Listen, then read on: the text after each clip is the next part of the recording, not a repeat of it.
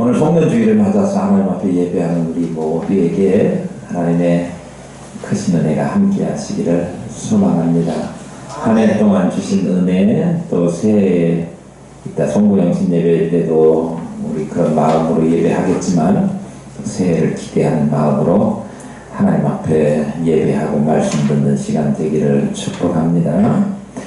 남유다의 아마샤의 아들 아사랴, 달리 불리는 이름이 있었어요. 우시야라고. 남유다의 10대 왕이 되어서 재위 기간이 무려 52년을 재위했습니다. 길게 했지만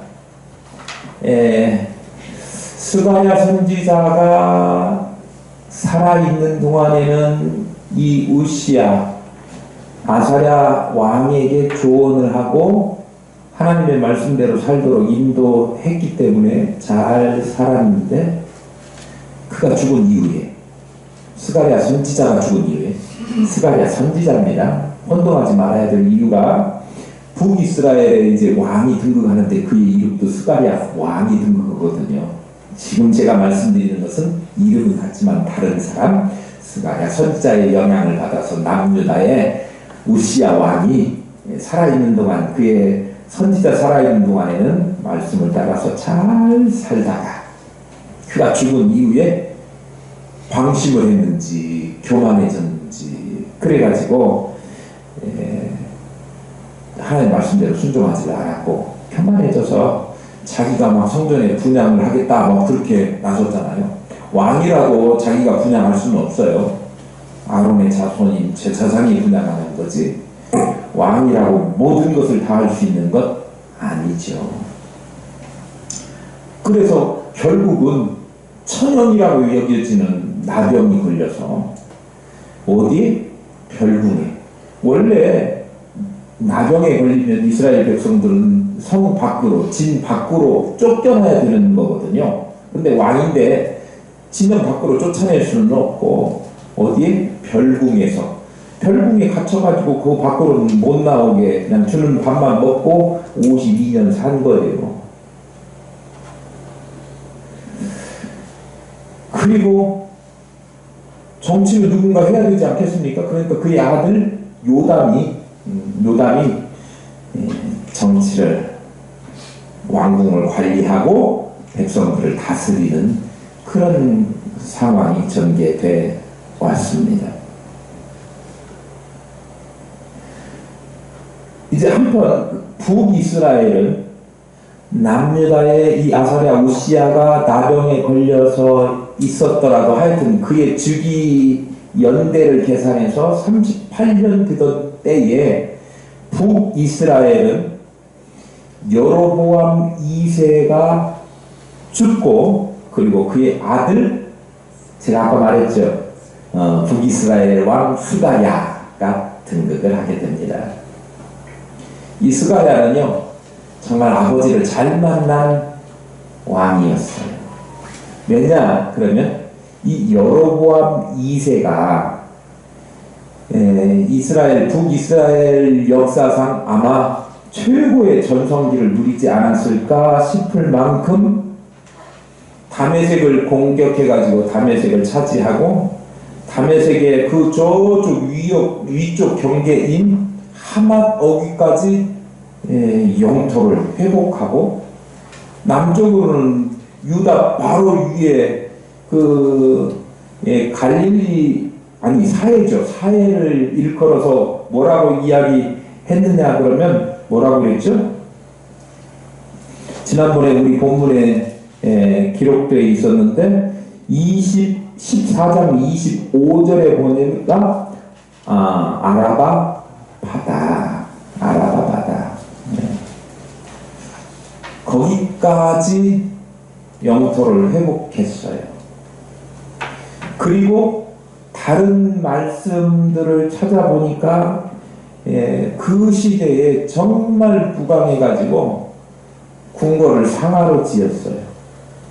상하가 뭔지는 다 아시죠? 요즘은 구원래도 구하기도 어렵고 당시에 상아가 뭐 지금보다 구하기는 쉬웠다고 하더라도 그 당시도 이 상아는 매우 값비싼 거에 속해 있기 때문에, 그런데 그것으로 궁궐을 짓고 침대를 만들고 그 위에서 생활했다.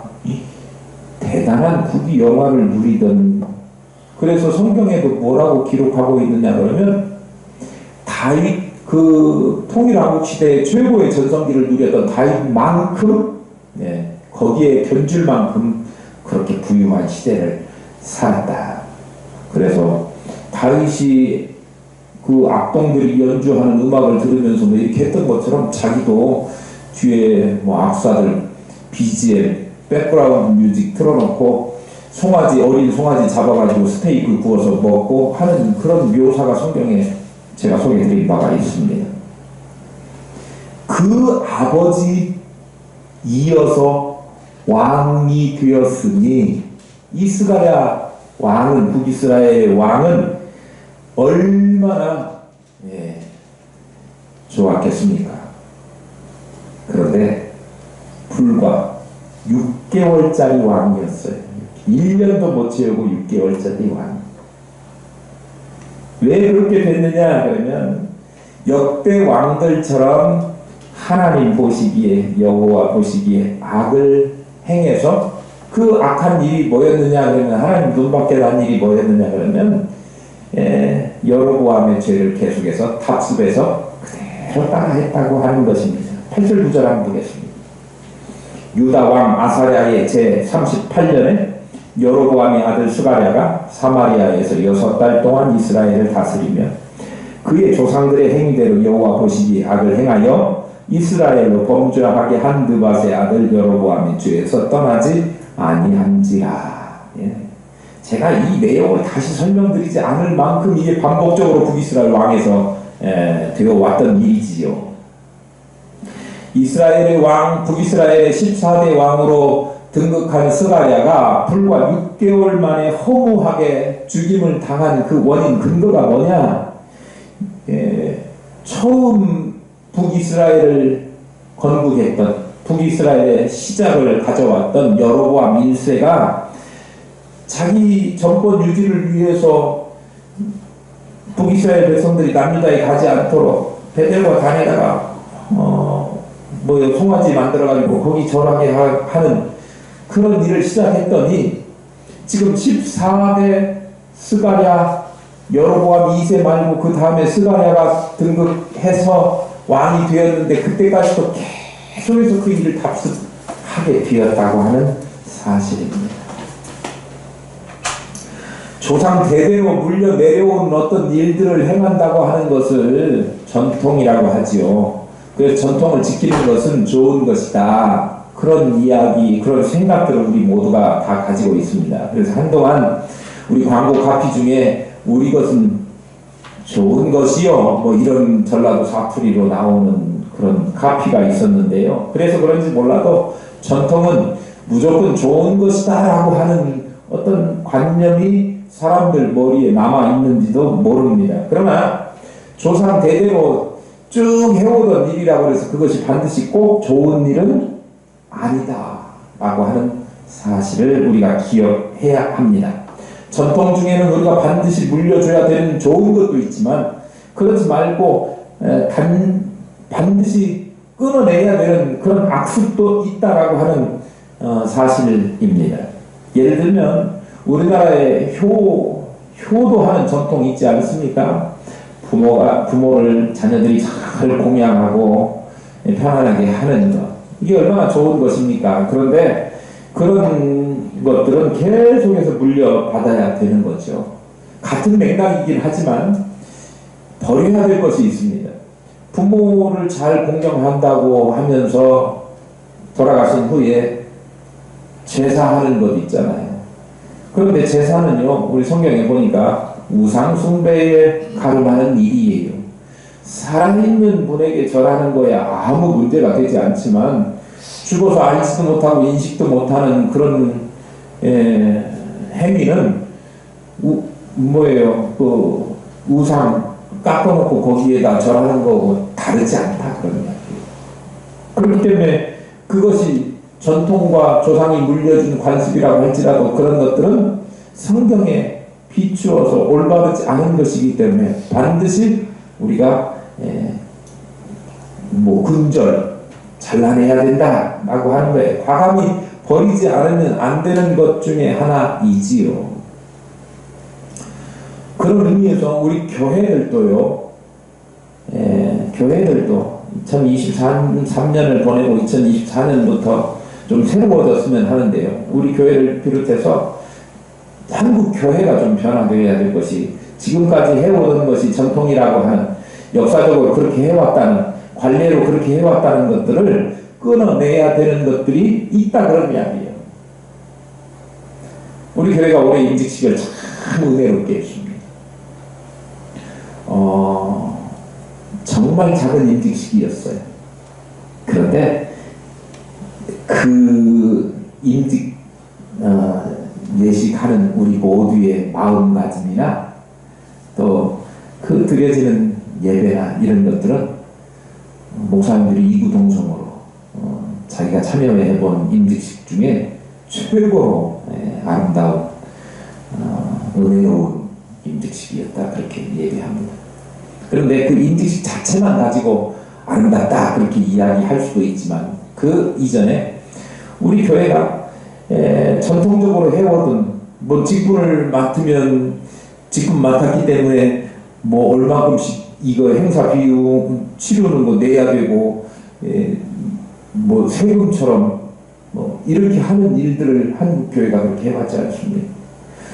감사해서 하나님 앞에 감사 예를 드리는 것을 막을 수는 없지만 이 행사하니까 누구 얼마 집사는 얼마고 권사는 얼마고 이렇게 해서 우리 임직식 하자 이런 것 하면 안 된다. 제가 누차 아마 귀에 딱지 앉을 만큼 제가 말씀을 드렸고 우리 교회 그렇게 하지 않았습니다. 여태까지 그것이 잘하는 일이라고 하는 자랑스럽게 여기는 교회들도 있을지 모르지만 돈을 주고 성직을 사는 것과 같은 모양새로 되어진다고 하면 이거는 결코 바람직하지 않습니다. 중세교회의 타락이 어떻게 해서 왔느냐 그러면 돈 주고 성직을 매매했기 때문에 돈이면 교회 안에서 통용되었기 때문에 크게 안 된다고 하는 거예요. 그런 것을 잘라내야 되는데 우리가 작은 교회라고 할지라도 그것을 시작했으니 작은 날갯짓이 큰 바람을 일으켜서 한국 교회 전체가 정말 바르게 하나님께 은혜로 받는 이 직분 죽은 날까지 충성을 다하고 사명 감당해야 되겠다라고 하는 마음이 들어야지 내가 돈 내고 했는데 이 본전 빼야지 라고 하는 생각으로 봉사를 하고 교회를 참여한다고 하면 이 임직식 하나가 하나인 거죠. 하나님 앞에 영광이 안 되고 오히려 임직식 때문에 인생이 망치는 결과를 가져올 수 있어요. 또 하나요. 오늘 아침에 참 교회가요 전통적으로 쭉 해오던 관습에 의하면 담임 목사님이 이렇게 변동이 있거나 사임을 하게 되면 그 아래 부교역자들이 일괄 사퇴하는 일이 관례처럼 그렇게 불문율처럼 되어 있습니다. 담임 목사님이 안 바뀌어도 연말이면 부교역진들이 원래 인사이동이 좀 있는 시즌이기도 해요. 그런데 그렇다고 하더라도 부교역진들이 바뀔 때는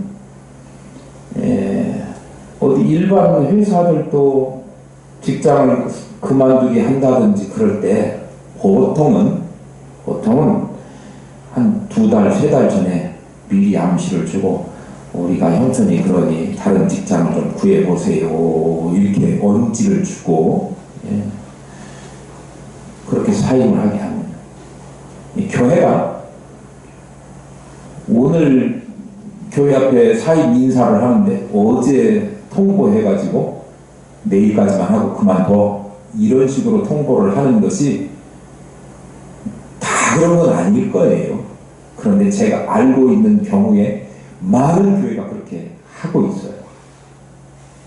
적어도 두세 달 전에는 전도사님, 목사님, 우리 교회가 더 같이 사역하면 좋겠지만 그렇지 못하게 되었으니 다음 사역지를 정해보시지요, 이렇게 하거나, 아니면 갑작스럽게 그런 이야기를 해야 될 때는 그만두시더라도 그동안에 이렇게 조금 알아보시는 동안 지내실 때 불편하지 않도록 우리 교회가 사례비를 한 3개월이나 6개월 정도는 계속해서 지급을 하겠습니다, 이렇게 하는 게 맞죠.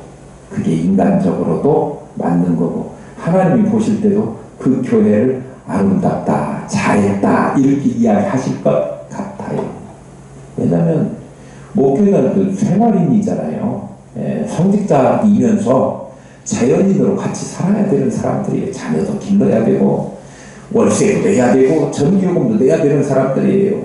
그런데 어느 날 갑자기 내일 그만두십시오 하고 아무런 대책도 없이 나가세요, 지금 살고 있는 전세금도 다 빼놓고 원상복귀하세요, 이렇게 하면 일반 세상도 그렇게 하지 않는 거죠. 그게 관습적으로 그렇게 해왔으니까 그게 뭐 아무렇지도 않다, 양심의 가책도 안 느끼고 교회가 그렇게 하면서 죄의식도 없고 그렇게 생각한다면 그거 큰 잘못이에요. 그래, 오늘 제가 이야기했어요. 목회자는 그 교회 사역하다가 다른 데로 움직일 수도 있어요. 뭐 제가 이 교회에 있는 한 부교육진들 오면 그렇게 할 건데요. 저 아시죠? 제가 말하면 그대로 하는 거? 그런데요, 안 가요. 장로님 걱정하지 마세요. 혹시 제가 가면 여기 남아있는 분들은 어떻게 할 거예요? 교육자들 모시고 교육자들의 진퇴가 있을 때 그럴 때 그렇게 하지 마시라고. 내가 오늘 아침에 교육을 1시간을 한 것 같아요. 그때 장로님 뒤에만큼 오셨더라고요. 그래서 열심히 뭘 하고 있는데 뭔 이야기를 하고 있는가 궁금하셨을 거예요. 교회가 그래야 합니다. 일반 세상도 그렇게 안 하는데 교회가 매몰차게 인간미도 없이, 물론 교회 안에 하나님 신본주의로 가야 되지만 삶에 있어서 정이라든지 그런 건 세상보다 더 따뜻하고 품어 안아줄 수 있는 것이 교회여야 되는 거지, 이게 매몰차게 관습이고 관리고 여태까지 그렇게 해왔으니까 아무런 생각 없이 그렇게 하는 것, 한국 교회 정신 차려야 돼. 옛날에는 그런 교회들 없었어요. 하나도. 제가 알기로 최근 들어서 그런 교회들이 많아졌습니다. 이게 교회 행정이나 이런 것이 너무 사무적이 되고 또 일반 사회가 하는 관례를 따라서, 근데 일반 사회가 하는 것보다 더 매몰차게 되는 그런 일들이 있다고요. 그렇게 돼서는 되지 않겠습니까? 이거 역사 전통이라고 하는 것 때문에 뭐 그렇게 관리를 해왔으니까 그렇게 해왔다? 말이 되지 않는다, 그런 이야기예요. 잘못된 것 어떻게 하라고요? 잘라내라.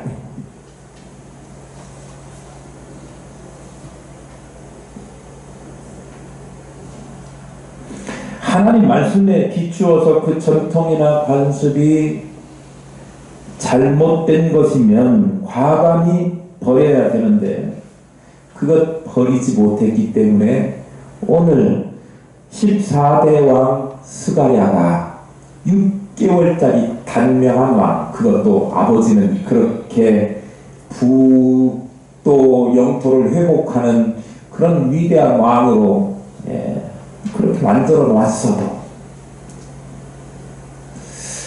그래서 무조건 하고 자기 조상들이 위에 해왔던 선조들이 해온 것이라고 해서 다 좋은 것이다, 아름다운 것이다 라고 그렇게만 바라볼 것이 아니고 잘 살펴서 버릴 것과 취할 것을 구별해야 된다라고 하는 거예요. 주님도 그렇게 하라고 말씀하셨어요. 유대인들이 한번 왜 유대인들의 전통을 따라서 당신의 제자들은 그렇게 해야 될 것을 유전을 따라서 하지 않습니까? 그렇게 이야기해요. 유전이라고 하는 게 전통이에요. 관습 관리대로 내려오던 것을 그렇게 해야 되는데 왜 그렇게 하지 않습니까? 라고 주님의 제자들이 하는 것에 대해서 예수님께 항의를 했습니다. 바리새인들이. 그러니까 주님께서 뭐라고 이야기하고 있느냐 그러면 너희는 어찌하여 너희 유전으로 하나님의 계명을 범하느뇨. 하나님의 뜻이 아닌데 자기네들 유전이라고 해서 계속 그것을 고집하고 해왔다, 그런 이야기예요. 너희 유전으로 하나님의 말씀을 폐하는도다. 마태복음 15장에 기록되어 있습니다. 사도 바울도요, 회심 전에는 이 유전에는 매우 심취해 있던 사람이에요. 아주 충성을 다해서 유전을 지켜왔어요. 자기의 관례대로 정말 그 하나님 섬기는 방식이라고 믿었던 방식대로 그렇게 해왔고, 그렇지 않는 사람들, 그 사람들을 잡아다가 죽이는데 앞장서까지 했던, 그러니까 자기의 조상들이 물려준 유전을 지키기 위해서 정말 예수 믿는 사람들을 핍박했던 아이러니한, 자기 전통 지키려고 다른 사람들을 죽이는 무서운 범죄를 저질렀던 사람이에요. 그런데 그가 나중에 회심한 다음에 뭐라고 이야기하느냐 하면, 누가 철학과 헛된 속임수로 너희를 노력할까 주의하라. 이것이 사람의 유전과 세상의 초등 학문을 쫓음이요 그리스도를 쫓음이 아니니라. 그렇게 말씀하고 있어요.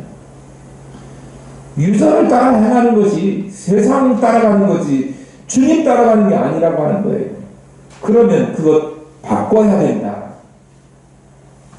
아무리 조상들이 준 위에서부터 계속 해오던 일이라고 하더라도 그것이 잘못된 것이라고 하면, 하나님의 말씀을 비추어서 그릇된 것이라고 하면 과감히 버리고 2024년 새해부터는 하나님의 말씀대로만 따라가는 저와 여러분 될 수 있기를 축복합니다.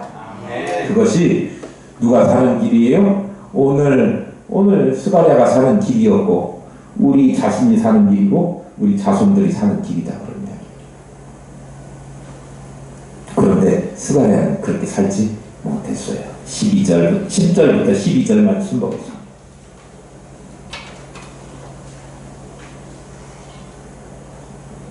야베스의 아들 살룸이 그를 반역하여 백성 앞에서 쳐 죽이고 대신하여 왕이 되니라. 스가랴의 남은 사적은 이스라엘 왕 역대지략에 기록되니라. 여호와께서 예후에게 말씀하여 이르시기를 내 자손이 4대 동안 이스라엘 왕 위에 있으리라 하신 그 말씀대로 과연 그렇게 되니라. 북이스라엘의 14대 왕 스가랴의 죽음에 대한 이야기가 기록되어 있죠. 죽음 공식, 우리가 이렇게 일명 말하는데요. 야베스의 아들이었던 살룸이라고 하는, 구체적으로 이 사람이 누군지 잘 모르는데, 하여튼 그 사람이 이 스가랴를 죽이고 15대 북이스라엘 왕이 됩니다. 그런데요, 선 왕을 배제하고 자기가 왕이 되는 방식이요, 뭘로 그렇게 하는 것 같아요? 쿠데타. 근데 쿠데타인데도 쿠데타를 꾸밀 때는 어떻게 해요? 밀실에서 아무도 모르게 감쪽같이 그렇게 해가지고 왕을 시해하거나 제거하고, 그리고 자기의 따르는 추종자들을 모아서 왕으로 되는 거 아닙니까? 그런데 이거는요, 그런 기존의 방식들하고는 전혀 다르게 백성들 다 보는 대낮에, 백주 대낮에 공개적으로 선 왕을 쳐 죽였어요. 공개 처형했어요. 그리고 자기가 그 자리를 차지하게 된 거예요. 그만큼 사회가 혼란한 그런 지경에까지 이르게 된 거지요. 공공연하게. 그래서 그 스가랴가 죽음으로 해서 북이스라엘의 왕조, 누구 왕조죠? 예후 왕조, 바사 왕가예요. 오므리 왕가죠. 오므리 왕가. 처음에 여로보암이 등극했고, 그 다음에 바사 왕가, 그리고 오므리 왕가 중에 아합과, 그리고 아시아와 또 여호람과 또 이런 사람들, 잘못한 그의 자손들을 죽인 그 사람이 예후죠.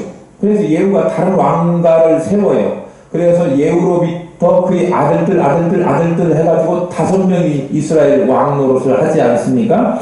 예후, 여호아스, 그 다음에 요아스, 여로보암 2세라고 그러죠. 그리고 그의 아들인 오늘 스가랴. 그러니까 그러니까 예후 다음에 여호, 아스, 요아스, 여로보암 2세, 스가랴 4대가 됐어요. 그러면 우리도 무슨 생각이 떠오르냐 그러면 예후가 왕위를 물려받아가지고 아합 왕과 처당할 때, 오므리 왕과 처당할 때 하나님께서 잘했다, 정말 잘했잖아요. 그때 아합 왕과 다 이 처당하면서 그 바알과 아세라 신 다 없애고 그들의 신전을 갖다가 다시는 거기에 신전 못 만들게 뭐 만들었다고? 아니, 성경에 나온 대로 변소 만들었어. 그렇게 할 정도로 종교 개혁을 과감하게 했으니, 우상을 배제하는 일을 했으니 하나님 얼마나 기뻐하셨겠습니까?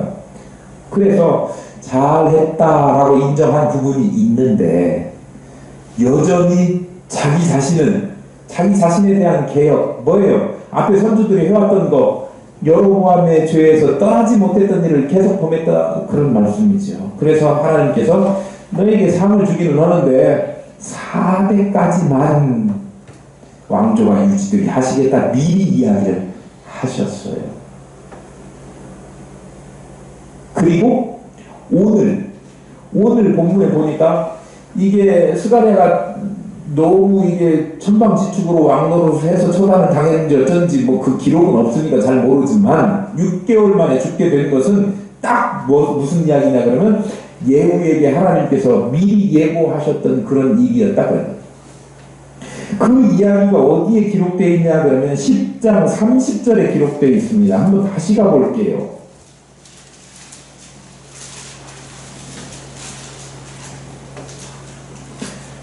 10장 30절. 여호와께서 예후에게 이르시되 내가 나보기에 정직한 일을 행하되 잘 행하여 내 마음에 있는 대로 아합 집에 다 행하였은즉 내 자손이 이스라엘 왕위를 이어 4대를 지내리라 하시니라. 제가 이 대목 말씀드리면서 축복이면서 동시에 아주 심판을 예고한 그런 강력한 경고의 말씀이다, 저주의 말씀이 될 수도 있다, 이렇게 제가 이야기를 했습니다. 잘한 거에 대해서 4대 동안이나 계속 왕위를 물려받을 수 있게 됐으니까 김정은이가 몇 대 세습하고 있습니까? 3대째인가요? 아들, 딸 주애한테, 딸 주애, 아들, 딸이 아니고 딸 주애한테 불려주려고 지금 작업하고 있는 건데, 우리나라 관습상 아무리 독재라고 하더라도 여자가 물려받는 게 쉽지 않아서 지금 뭐 증거리 문제가 있는 것 같기는 해요. 그래도 4대 세습 하려고 지금 준비하고 있는데, 요즘 세상에 그렇게 하는 예가 거의 없지 않습니까? 입헌 재헌 국가들 빼고는 왕위를 물려받는 일이 거의 없어요. 그런데 권력을 막 어느 정당이 몇 대에 걸쳐서 연속적으로 막 물려받아도 그거 대단한 일이다, 이렇게 이야기하지 않습니까? 그런데 여기는요, 옛날에는 4대가 물려받는 것이 아니에요. 남유다 같은 경우는 지금 왕조가 바뀌기나 했습니까? 한 번도 안 바뀌었어요. 물론 아달랴라고 하는 아합의 그 가문의 사람이 잠깐 와갖고 허튼 짓 하긴 했지만 이스라엘 다윗 왕조가 다윗 씨앗이 꺾여진 일이 없어요. 그런데 여기는 지금 이제 4대만 하고 이제 끝장난다, 이렇게 돼 있기 때문에, 그러면 그 이야기는 뭐냐 그러면 4대까지 보장하신다, 네가 잘했으니까, 그런 이야기도 되지만 한편으로는 그 전에 네가 잘못한 것 너희 가문에서 반복되지 않도록 조심해라 라고 하는 경고의 메시지인 거예요. 그 안에 돌이켜야 된다라고 하는 이야기죠.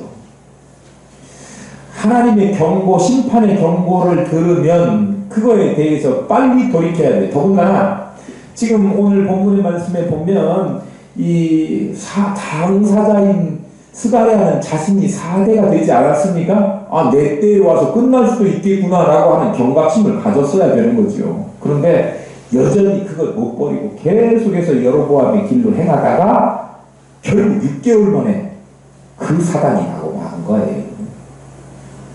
하나님께서 그런 경고의 메시지를 보내줄 때는 어떤 마음이 있었냐 제가 짐작해보면 너 틀림없이 망하게 할 거야 라고 하는, 네가 돌이키지 않고 회개하지 않으면 틀림없이 망하게 될 거야 라고 경고의 메시지는 너 돌이켜야 돼 라고 하는 간절하고 애절한 마음에서 그런 심판의 경고를 하셨을 것입니다. 그리고 심판의 경고를 듣고 만약에 돌이켰다고 하면 하나님은 그 심판 예고를 주신 것을 감행하시지 않고 유보하셨을 거예요. 왜냐면요, 성경에서 하나님 앞에 회개하고 돌아온 사람에 대해서 심판을 유보한 일이 많거든요. 우리 요나 선지자가 이 당시에 활동했던 선지자 아닙니까? 니느웨로 가라고 그러니까 거기 가기 싫어갖고 뺀질뺀질했지만 그래도 결국은 가서 니느웨 성에 심판을 예고했어요. 하나님께서 심판을 하실 것이니 돌아와라. 하나님께서 40일이 지나면 이 니느웨 성이 멸망시키기로 하셨다. 그러니까 이 요나 선지자의, 요나가 아마 선지자로서 선교사로 거기 억지로 갔기 때문에 그 이야기를 해도 마이크 대고 크게 하지도 않았을 것 같은데, 그 이야기 듣고 니느웨 사람들은 왕부터 어린아이에 이르기까지 성경에 그렇게 기록하고 있어요. 회개하고 금식하고 그렇게 자기 잘못을 돌이켰다는 얘기예요. 그러니까 40일 후에 멸망시킨다고 하던 니느웨 성을 하나님께서 그 심판을 유보하셔서 무려 70년간이나 유보해 주셨어요. 만약에 그 뒤에도 계속해서 그들이 잘 살고 다시 죄짓지 않고 그렇게 하지 않았다면 영원히 심판을 유보해 주셨을 수도 있어요. 그러면 지금 4대까지 하겠다라고 미리 이야기를 하셨잖아요. 그 이야기 안 하고 그냥 하나님이 속으로 맘먹고 있다가 그냥 4대 되는데 딱 잘라버렸어도 아무런 반항의 말을 할 수 있는 여지가 없거든요. 그런데 미리 하나님께서 예후를 통해서 이야기하셨고 그 사실을 다 알지 않습니까? 그 앞에 왕들 몰랐겠어요? 다 알았겠죠. 더군다나 4대째 되는 이 스가랴는 자신이 정말 때가 임했구나라고 하는 사실을 인지하고 하나님 앞에 무릎 꿇고 회개했어야 할 것입니다. 그런데 하나님 앞에 회개하지 않고 그 심판의 경고를 무시했기 때문에 그 일이 하나님께서 예고하신 대로 그대로 한치의 오차도 없이 이루어졌다라고 하는 사실입니다. 예후는 당사자니까 그렇다고 치더라도 그의 아들 요아스, 여로보암 2세 거기까지는 잘 나갔으니까 그렇다 쳐도 이 스가랴는 이미 이제 자기 때 와서 다 그렇게 될 거니까 경각심을 가지고 살아야 되는데, 잘 나가니까 아버지가 이만큼 영토도 회복했고 상하궁에서 떵떵거리고 살았으니까 나도 되겠지. 되기는 뭘 돼요. 6개월 만에 끝났다니까요. 같은 죄를 똑같이 저지르다가 6개월 만에. 그러니까 하나님의 말씀을 두렵게 여기지 않고 그리고 무시하면 하나님께서 예고하신 심판이 그대로 이루어진다는 사실이에요.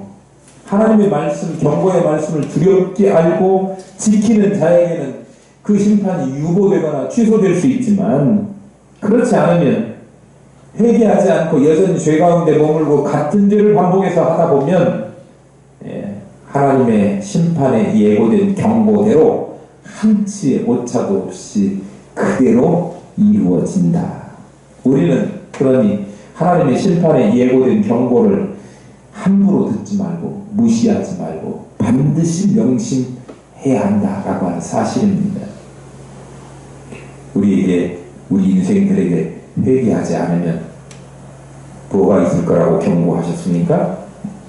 지옥 형벌이 있을 것이다. 그러면 이게 정말 그대로 될까요? 안 될까요? 요즘 그것이 안 일어나는 것 같고 먹고 살기 좋아지니까 하나님의 심판이 뭐가 있어 이렇게 생각하는 사람도 있고, 때로는 지옥이 있기나 해 지옥 자체를 부정하는 사람들도 있습니다. 그런데 처음부터 지옥이 없다라고 하는 부정하는 사람이 있어도 그건 자기 생각이고, 하나님은 자신이 심판을 예고하시고 회개하지 않는 한 그 심판한 예고를 집행하지 않은 적이 한 번도 없어요. 한 번도. 그렇다고 하면 이제 남은 하나님의 심판의 예고는 뭡니까? 예수 안 믿다가는 지옥 형벌 받는다라고 하는 것은 이제 앞으로 반드시 한치에도 오차도 없이 이루어질 일이라고 하는 사실을 우리가 기억해야 된다고 하는 거예요. 아멘. 스가랴가 북이스라엘에서도 꽤 괜찮은 아버지 왕을 선대 왕으로 가지고 있었어요. 재산도 물려받았으시고 아버지가 쓰던 별장 상하도 물려받았을 거예요. 그래서 자기도 왕으로 등극하면서 소고기 스테이크, 어린 송아지, 안심 등심 스테이크 먹었을 거 아닙니까? 그가 부귀도 있었고 권력도 있었고 재물도 있었어요. 그런데 그에게는 누가 없었느냐 그러면 하나님이 없었어요. 하나님을 두려워하는 그런 마음이 없었다 그런 얘기. 그러니까 정작 그의 마음에 가지고 있어야 될 모든 것을 다 잃어버리지 말아야 될 하나님을 그의 마음에 아예 안중에도 없었기 때문에 세상적으로는 잘 갖추었다고 할지라도 이 역사는 누가 이끌어 가시는 거예요? 사람들이 하는 것 같지만 하나님이 이끌어 가시는 걸 알 수 있잖아요. 그래서 세상의 부귀 영화 누릴 것 다 누려봤다고 하는 솔로몬이 고백한 말이 뭐냐 그러면 이래 종 결국을 다 들었으니 하나님을 경외하고 그 명령을 지킬지어다 그렇게 말씀하고 있는 거예요. 이것이 사람의 본분이다. 오늘 우리가 하나님의 말씀을 들었지 않습니까? 하나님의 말씀을 거역하고 회개하지 않고 심판의 경고를 무시하면 오늘 아무리 부귀 영화를 타고난 금수저라고 할지라도 그거 지켜내지 못하고 하나님이 거두어 가시면 그걸로 끝이라고 하는 거예요. 그 사실 보면 우리도 하나님께서 우리에게 주신 경고의 메시지 그거 허투루 듣지 말고 정말 하나님 말씀 잘 지키고 그 말씀대로 살다가 하나님이 주신 그 영원한 가나안 땅 모두 다 차지할 수 있는 저와 여러분 될 수 있기를 축복합니다.